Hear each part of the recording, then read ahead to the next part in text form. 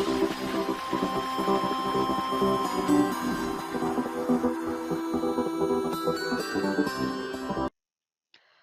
alaikum friends, it's your instructor Suresh here and welcome to the 10th video of C++ tutorial series। तो आज की इस video में हम जानेंगे कि हमारे पास जो C++ में फंक्शंस यूज किए जाते हैं वो क्या होते हैं, फंक्शंस की डेफिनेशन क्या है और फंक्शन इस्तेमाल किस तरह किए जाते हैं, और हम देखेंगे कि उसको बनाते किस तरह। तो सबसे पहले फंक्शन बनाने से पहले मैं आपको बताता चलूँ कि फंक्शन हमारे पास एक ऐसे सेट ऑफ इंस्ट्रक्शन होती हैं, ऐसी सेट ऑफ स्टेटमेंट्स होती हैं जो कि एक रैपर में इनक्लोज कर दी जाती हैं, ठीक है। और वो तभी एग्जीक्यूट होती हैं जब उसको कॉल किया जाता है, यानी कि उसको बुलाया जाता है तभी वो एग्जीक्यूट होती हैं, अदरवाइज वो एग्जीक्यूट नहीं होती, ठीक है। तो फंक्शन होते किस तरह से हैं, ठीक है। आप अगर देख रहे हो तो हमारे पास हम स्टार्टिंग से फर्स्ट लेक्चर से ही फंक्शन का इस्तेमाल करते आ रहे हैं, यानी कि इंटीजर मेन हमारे पास एक मेन फंक्शन है। मैंने आपको फर्स्ट वीडियो में बताया था कि ये एक ऐसा फंक्शन है जहां से टोटल प्रोग्राम की एक्चुअल एग्जीक्यूशन स्टार्ट होती है। यानी कि मैंने आपको बात की थी कि हमारे पास अगर इसके अलावा 2-3 फंक्शन हो तो वो फंक्शन के ऑर्डर को कैसे पता लगेगा, कंपाइलर को कैसे पता लगेगा कि कौन से ऑर्डर में हमने फंक्शंस को एग्जीक्यूट करना है। वो उसको इस तरह से पता लगेगा, मैंने आपको बताया था कि हमारे पास ये जो मेन फंक्शन होता है यहाँ से हमारे पास कंपाइलर चेक करता है, अच्छा हम मुझे ये मेन फंक्शन मिल गया, मैंने अब यहाँ से एक्चुअल एग्जीक्यूट करना स्टार्ट करना है, ठीक है। सो ये तो था हमारे पास ये फंक्शंस क्या होते हैं, ठीक है। फंक्शन बेसिकली हमारे पास सेट ऑफ स्टेटमेंट्स होती हैं जो कि स्पेसिफिक काम करने के लिए इस्तेमाल की जाती हैं, ठीक है। और उस फंक्शन को जो कि एक रैपर में इनक्लोज होता है, जिसका एक स्पेसिफिक यूनिक नेम होता है, स्पेसिफिक उसकी टाइप होती है, उसको जब तक कॉल किया नहीं जाएगा तब तक उसकी एग्जीक्यूशन नहीं होगी, ठीक है। तो फंक्शन एक हमारे पास सेट ऑफ स्टेटमेंट है जिसके थ्रू हम कोई स्पेसिफिक टास्क परफॉर्म करवाते हैं जब भी उसको कॉल किया जाए, ठीक है। सो फंक्शन को बनाते किस तरह से हैं, ठीक है। तो फंक्शन को बनाने के लिए सबसे पहले तरीका तो मैं आपको बता दूं कि फंक्शन को बनाने का सबसे पहले तरीका ये होता है कि फंक्शन की जो रिटर्न टाइप होती है, ठीक है। रिटर्न टाइप सबसे पहले तो हम रिटर्न टाइप लिखते हैं, जैसे हमने यहाँ पे एक रिटर्न टाइप लिखी हुई है INT, ठीक है। इसी तरह हम यहाँ पे एक रिटर्न टाइप लिखते हैं। देन उसके बाद जैसे हमने यहाँ पे मेन जो कि फंक्शन का नाम है वो हम लिखते हैं, तो यहाँ पे इसका मतलब हमारे पास जो फंक्शन का नेम है वो आता है। देन उसके अंदर हमारे पास ये जो स्मॉल पैरेंथेसिस है, इस स्मॉल पैरेंथेसिस में हमारे पास पैरामीटर्स आते हैं, ठीक है। तो पैरामीटर्स में अभी आपको बताता हूँ कि इस पैरामीटर्स में क्या होता है। एंड देन उसके बाद हमारे पास आती है बॉडी, ठीक है। बॉडी में हमारे पास एक सिंगल स्टेटमेंट भी हो सकती है और मल्टीपल स्टेटमेंट भी हो सकती है, ठीक है। तो चलिए जरा एक फंक्शन बना के देखते हैं, तो फंक्शन बनता किस तरह से है। सिंटेक्स तो हमने देख लिया। सपोज करें कि मेरे पास एक फंक्शन है जो कि पाकिस्तान प्रिंट कर रहा है। सो मैं कहता हूँ कि वो एक वॉइड टाइप है, यानी कि उसकी रिटर्न टाइप वॉइड है। रिटर्न टाइप वॉइड रखने से मुराद ये है कि जो भी हमारे पास फंक्शन बनेगा वो कोई भी वैल्यू जो है वो रिटर्न नहीं कर रहा होगा, ठीक है। तो यहाँ पे मैं लिख देता हूँ प्रिंट, ठीक है। मैंने यहाँ पे प्रिंट लिख दिया। देन मैं आगे कोई भी आर्ग्यूमेंट नहीं पास करनी, तो इस वजह से मैं यहाँ पे वर्ड लिख देता हूँ, ठीक है। वर्ड का मतलब खाली होता है, ठीक है। उसके बाद मैं करता हूँ कि यहाँ पे मैं सी आउट लिखता हूँ। सी आउट लिखने के बाद मैंने जैसे कहा था कि वो पाकिस्तान प्रिंट करवाएगा, तो मैंने यहाँ पे पाकिस्तान प्रिंट करवा दिया, ठीक है। एंड देन मैं इसको खत्म कर देता हूँ। अब मैं इसको अगर एग्जीक्यूट करूंगा तो क्या होगा कि हमारे पास कुछ भी नहीं स्क्रीन पर शो होगा। वो क्यों नहीं होगा, मैंने लेकिन यहाँ पे पाकिस्तान प्रिंट करवाया हुआ, लेकिन ये शो क्यों नहीं हो रहा। वो शो इस वजह से नहीं हो रहा, मैंने आपको फंक्शन की डेफिनेशन बताई थी कि ये सेट ऑफ स्टेटमेंट है और इसको ये एग्जीक्यूट तभी होती हैं जबकि जब उसको कॉल किया जाए। तो कॉल कैसे करना है, मेन बात यहाँ पे आती है कि how to call a function. So function को कॉल करने के लिए हम इस्तेमाल करते हैं उसका नेम। जैसे हमारे पास फंक्शन का नाम था प्रिंट, एंड देन हमारे पास उसके आगे पैरेंथेसिस लगती हैं, ठीक है। तो देन पैरेंथेसिस लगा के मैंने इसको सेमीकोलन से टर्मिनेट कर दिया। अब ये हमारा फंक्शन कॉल हो गया, ठीक है। अब ये फंक्शन कॉल हुआ तो अब मैं इसको रन करता हूँ और देखना कि हमारे पास स्क्रीन पे पाकिस्तान प्रिंट होता है या नहीं। तो जैसा कि आप देख सकते हैं कि मैंने जस्ट यहाँ पे प्रिंट लिखा और यहाँ पे हमारे पास पाकिस्तान प्रिंट हो गया। क्यों? वो इस वजह से कि जब हमारे पास यहाँ पर कंपाइलर ने प्रिंट को एनकाउंटर किया, स्टार्ट से देखते हैं कि अगर हमारे पास जो एग्जीक्यूशन है वो हमारे पास इस ऑर्डर में चल रही है, यानी कि 1 2 3 सीक्वेंस ऑर्डर में चल रही है, तो हमारे पास वो सबसे पहले फाइल को इंक्लूड करेगा, फिर लाइब्रेरी को इंक्लूड करेगा, देन वो हमारे पास इस फंक्शन को रीड करेगा। लेकिन जस्ट वो रीड करेगा, रीड करने के बाद वो अपने पास एक एज अ रिमेम्बरेंस के तौर पे रख लेगा कि हाँ ये मेरे पास फंक्शन बना हुआ है, इसको क्या पता जो मेन फंक्शन है उसके अंदर प्रोग्रामर ने कॉल किया हो या ना किया हो। ठीक है, तो वो एज अ रिमेम्बरेंस याद रख लेता है कि ये हमारे पास फंक्शन जो है बना हुआ है और मेन फंक्शन में इसको कॉल किया जा सकता है। तो फिर उसके बाद वो आता है सीक्वेंस वाइज हमारे पास, उसको जब भी मेन का फंक्शन इनकाउंटर का होता है तो वो देखता है कि हमारे पास लाइन बाय लाइन जो स्टेटमेंट्स है उनको एग्जीक्यूट करना शुरू कर देता है। ठीक है, सो सपोज करें कि ये हमारे पास फर्स्ट लाइन है इस मेन फंक्शन की। ठीक है, तो उसने क्या किया कि ये फंक्शन को एनकाउंटर किया, देन एनकाउंटर करने के बाद उसको ये जो फंक्शन की कॉलिंग नजर आ रही है, वो कॉलिंग क्या कर रही है कि वो रेफरेंस दे रही है इस फंक्शन को। ठीक है, तो क्या होगा कि ये जो प्रिंट फंक्शन जब भी कॉल होगा तो एक्चुअल में ये जो पूरा कोड लिखा हुआ है लाइन नंबर 4 to 6 ये एक्चुअल में एग्जीक्यूट हो जाएगा जब भी मैं इसको कॉल करूंगा। तो इसी वजह से अगर मैं यहाँ पे पाकिस्तान को 2 दफा प्रिंट करवाना चाहता हूँ तो क्या होगा कि मुझे यहाँ पर इस तरह से 2 दफा लिख देना पड़ेगा। ठीक है, तो क्या होगा कि हमारे पास स्क्रीन पर 2 दफा पाकिस्तान प्रिंट होगा जैसे आप देख सकते हैं। ठीक है, लेकिन इसका फायदा क्या है? इसका फायदा ये है कि सपोज करें कि आपके पास एक कोड है कि एक कोड है जो कि 50 लाइंस का है। ठीक है, और आप उसको इस्तेमाल करना चाहते हैं अपने प्रोग्राम में 5 बार। तो क्या होगा कि आपको आपके पास 2 चॉइसेस होंगे, या तो आप वो 50 लाइंस ऑफ कोड जो है 5 बार बार बार लिखें। ठीक है, तो जिससे क्या होगा कि आपकी लाइंस ऑफ कोड ज्यादा बढ़ जाएंगी और रिपीटिशन ज्यादा हो जाएगी। ठीक है, और दूसरा वे ये है कि आप उसको एक फंक्शन बना दें उसका, और उसको जस्ट फंक्शन को कॉल करेंगे बार बार 5 दफा। तो हमारे पास क्या होगा कि एक दफा हमने लिख दिया और जस्ट 5 बार उसकी कॉलिंग कर दी, तो हमारे पास क्या होगा कि वो वही काम रिपीट होगा जो कि हमने 5 दफा वो 50 लाइंस ऑफ कोड लिखने के बाद भी पूरा करना था। अच्छा, तो दोस्तों अब एक ऐसा फंक्शन देखते हैं जिसके अंदर हमारे पास a more than 1 line of code हो।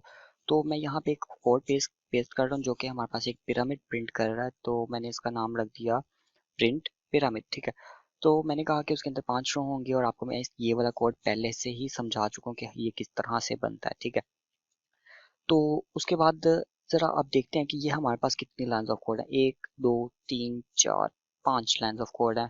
सो अगर मुझे ये 5 लाइन ऑफ कोड यानी कि पांच, ये जो पिरामिड है ये मुझे 5 दफा प्रिंट करवाना है, तो ये मैं 5 लाइन ऑफ कोड 5 दफा लिखूंगा, या मैं इस फंक्शन को 5 दफा कॉल करूंगा तो हमारे पास सेम फंक्शनैलिटी परफॉर्म होगी। तो मैं यहाँ से अगर रिमूव करता हूँ और यहाँ पे लिखता हूँ प्रिंट पिरामिड। ठीक है, सो क्या होगा कि अगर मैं ये लिखता हूँ तो हमारे पास सेम फंक्शनैलिटी परफॉर्म होगी 1 दफा। ठीक है, तो उसने एक पिरामिड हाफ पिरामिड प्रिंट करवा दिया। ठीक है, सो इसी तरह अगर मैं ये लिखता हूँ कि हमारे पास pyramid pyramid pyramid and pyramid 5 दफा मैंने लिखा एंड देन मैंने उसको अगर प्रिंट करवाता हूँ तो देखना कि हमारे पास क्या प्रिंट होता है कि हमारे पास 5 दफा हाफ पिरामिड यानी कि राइट एंगल ट्रायंगल प्रिंट हो गया। ठीक है, तो ये था हमारे पास फंक्शन का। लेकिन अच्छा, अब यहाँ पे तो आप देख सकते हैं कि मैंने 2 फंक्शन बनाए हुए हैं। ठीक है, एक फंक्शन हमारे पास प्रिंट का और दूसरा हमारे पास प्रिंट पिरामिड का। बट अगर मैं अपने इस फंक्शन को यहाँ से उठाकर अपने मेन फंक्शन की बॉडी के नीचे रख दूँ और इसको मैं फिर से चलाऊं तो हमारे पास क्या होगा कि एक एरर आ जाएगा। ठीक है, वो एरर किस वजह से आएगा? वो इस वजह से आएगा कि हमारे पास जो प्रोग्राम है यानी कि कंपाइलर जो है वो हमारे प्रोग्राम को line by line top to down यानी कि टॉप टू बॉटम उसको रीड करता है। तो जब उसको पता लगेगा कि हमारे मेन फंक्शन तक पहुंचने से पहले कोई भी मैंने फंक्शन नहीं मिला मुझे, ठीक है, मैंने कोई फंक्शन रीड नहीं किया, तो इसका मतलब कोई और फंक्शन मौजूद नहीं है। तो वो क्या करेगा कि ये मेन फंक्शन की स्टार्टिंग और एंडिंग डेलीमीटर के अंतर जो कुछ भी होगा उसको रीड करेगा और एग्जीक्यूट करता जाएगा लाइन बाय लाइन। तो जब भी वो इस एग्जीक्यूटेबल इंस्ट्रक्शन के पास पहुंचेगा तो क्या होगा कि उसको ये फंक्शन की कॉलिंग मिलेगी। जब वो फंक्शन की कॉलिंग मिलेगी तो देखेगा कि क्या उसने पहले कोई ऐसा फंक्शन रीड किया है जो कि प्रिंट पिरामिड के नाम से है। लेकिन अगर उसने नहीं किया होगा जिस वजह से वो एरर दे रहा है तो वो एरर दे देगा। ठीक है, तो इस प्रॉब्लम को कैसे खत्म करें? तो इस प्रॉब्लम को खत्म करने के लिए कि हमारी जो फंक्शन की बॉडीज हैं वो नीचे हों, यानी कि फंक्शन की डेफिनेशन नीचे हों और फंक्शन फिर भी चले, तो हम क्या करते हैं कि इसका जो हेडर होता है यानी कि रिटर्न टाइप नेम एंड उसके पैरामीटर्स, वो हमारे पास हेडर कहलाते हैं और उसको हेडर को कॉपी करने के बाद हम मेन फंक्शन के ऊपर आते हैं और देन उसको हम पेस्ट करके सेमीकोलन से टर्मिनेट कर देते हैं। ठीक है, तो सेम काम हम इसी तरह इसके साथ भी करते हैं। देन इसको कॉपी करके हम इस तरह से पेस्ट कर देंगे, तो क्या होगा कि आप इसको रन करेंगे तो हमारे पास सेम बेहतर रिजल्ट आएगा। ठीक है, सो इस तरह से हम अपने प्रोग्राम की फंक्शनैलिटी को बेहतर कर सकते हैं अगर हमने फंक्शन को नीचे लिखना है। सो अगर सपोज करें कि आपका फंक्शन कोई ऐसा है जिसके अंदर वो कोई वैल्यूज यूजर से ले रहा है, तो हम उसको कैसे बनाएंगे और उसको कैसे इस्तेमाल करेंगे? सपोज करें कि आपके पास एक फंक्शन है। ठीक है, मैं एक साथ साथ बनाता जाता हूँ। एक फंक्शन है जो कि दो वैल्यूज ले रहा है। ठीक है, दो वैल्यूज ले रहा है। ठीक है, मैं उसका नाम रख देता हूँ सम। ठीक है, यानी कि दो वैल्यूज ले रहा है और उसका सम करके दे रहा है। सो हम दो वैल्यूज कैसे फंक्शन को देंगे? फंक्शन को कोई दो वैल्यूज देने के लिए हम उसको उसकी पैरामीटर्स लिस्ट बताते हैं कि आपके पास इतने नंबर्स आएंगे या इतनी वैल्यूज आपके अंदर फंक्शन पास प्रोग्रामर पास करेगा। ठीक है, मैं जैसे कहता हूँ एक वैल्यू पास करेगा फंक्शन इंटीजर टाइप की जिसका नाम होगा ए। ठीक है, और उसके बाद यहाँ पे एक फंक्शन, एक हमारे पास डेटा टाइप है इंटीजर और उसका नाम रख देता हूँ बी। ये हमारे पास दो पैरामीटर्स की लिस्ट है जो कि जब भी फंक्शन कॉल किया जाएगा ये हमारे पास दो पैरामीटर्स फंक्शन को दिए जाएंगे, एल्स रन नहीं करेगा हमारा प्रोग्राम। ठीक है, सो अब क्या होगा कि मैं एक फंक्शन एक नाम रख देता हूँ वेरिएबल का एस। ठीक है, और मैं उसको असाइन कर देता हूँ ए प्लस बी के। ठीक है, और अब यहाँ पे मैं अगर सी आउट करता हूँ एस तो क्या होगा कि रन करके देखते हैं जरा पहले। ऑब्वियसली हमें कुछ नहीं नजर आएगा। ठीक है, वो क्यों? क्योंकि हमें पता है, मैंने स्टार्ट में बता दिया था कि फंक्शन को कॉल जब तक नहीं किया जाता तब तक उसको उसकी एग्जीक्यूशन नहीं होती। ठीक है, तो फंक्शन को एग्जीक्यूट करने के लिए सिंपल सा तरीका है, सबसे पहले फंक्शन का नाम लिखें, देन उसके अंदर जो भी आर्ग्यूमेंट्स पास करनी है, जैसे हमारे पास मैं 5 पास कर देता हूँ और इसको रन कर देता हूँ, तो क्या होगा कि हमारे पास ये 10 प्रिंट करवा देगा। लेकिन अगर सपोज करें कि यहाँ पे मैं कोई भी आर्ग्यूमेंट नहीं पास करवाता तो फिर क्या होगा? ऑब्वियसली एरर आ जाएगा। क्यों? क्योंकि फंक्शन क्या कर रहा है, दो वैल्यूज की डिमांड। जब तक हम उसको उसकी डिमांड नहीं पूरी करेंगे तब तक वो नहीं चलेगा। तो इस वजह से अगर मैं दो वैल्यूज पास करता हूँ तभी फंक्शन रजामंदी से चलेगा, वरना वो रुस जाएगा। अच्छा, ये तो था हमारे पास फंक्शन जो कि आर्ग्यूमेंट्स ले रहा है और हमें स्क्रीन पर शो कर रहा है।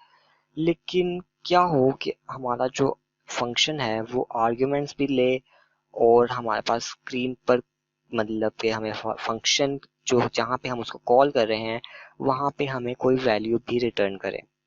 तो वो ये करने के लिए हम क्या करते हैं कि उसकी रिटर्न टाइप वॉइड से ख़त्म करके ऐसी वैल्यू की रिटर्न रख देते हैं। जैसे मैं सपोज करता हूँ इंटीजर टाइप की वैल्यू जो है ये फंक्शन जो है रिटर्न करेगा उसकी उसकी टाइप से मैच कर देते हैं। जैसे सपोज करें कि इसको समझाने के लिए मैं अगर लिख देता हूँ रिटर्न एस, सो ये जो एस है यानी कि एस जो वेरिएबल है इसकी टाइप, इसकी डाटा टाइप और जो फंक्शन की रिटर्न टाइप है, इन दोनों की टाइप अगर मैच करेगी तो फंक्शन चलेगा।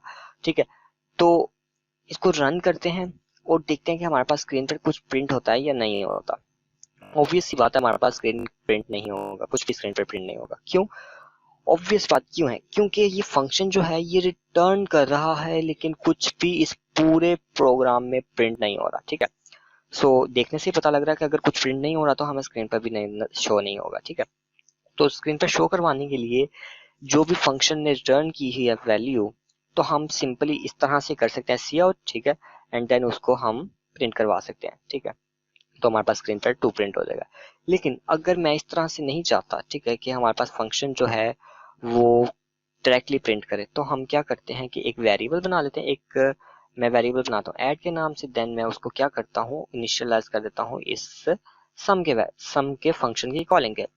तो होगा क्या कि ये जो सम जब कॉल किया जाएगा फंक्शन, तो जो भी फंक्शन रिटर्न कर रहा होगा, यानी कि एस रिटर्न कर रहा है, एस की जो भी वैल्यू होगी वो रिटर्न की जाएगी, और किस प्लेस पे रिटर्न की जाएगी, वो सम जहां पे वो फंक्शन कॉल हुआ होगा उसकी प्लेस पर उसके अल्टरनेटिवली हमारे पास रख दी जाएगी। ठीक है, तो टू रिटर्न करेगा, अगर टू रिटर्न करेगा तो वो हमारे पास ऐड की वैल्यू बन जाएगा, ऐड के इक्वल असाइन हो जाएगा।